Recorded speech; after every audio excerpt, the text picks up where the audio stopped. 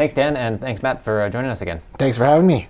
So money's a big decisions for people when it comes to money, but there's actually a study as to how those decisions are made. What can you tell me about that?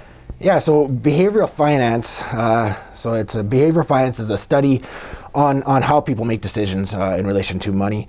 You know, things like impulse buying, putting off important financial decisions, knee-jerk reactions with their investments are some examples. It looks at how a person's emotions and patterns of behavior dictate their decision making. You know, sometimes people will gather all the information and do the research and make a sound, rational decision, but often, other times, people will make their decisions based more on emotion, and which that may not lead to the best outcome. And this is what's considered investing blind spots. What are some investing blind spots? So there's a number of investment tendencies or blind spots. I'm just going to talk about two that we see quite a bit here. The first one, which is a big one these days, is sensitivity to noise. In noise is things like news articles, TV, radio, daily market updates, input from people around you, especially through social media. This noise could potentially tempt a person to second guess their chosen investment strategy and overall financial plan.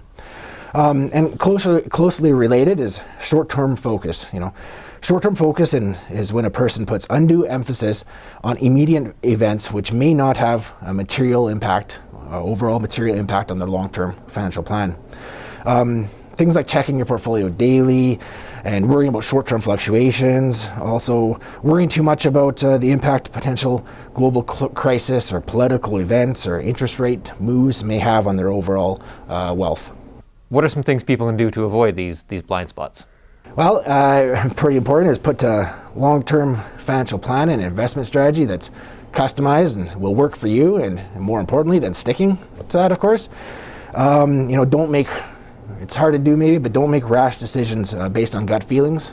Think it through, talk it through first, or don't make decisions based on what you're reading on social media. Again, think it through, talk it through first, and the best person to talk it through with would be a certified financial planner. You find a good certified financial planner, they'll keep you on track, and they'll take some of the weight off your shoulders. Perfect. Thanks very much for the advice and the information. Thank you. Back to you, Dan.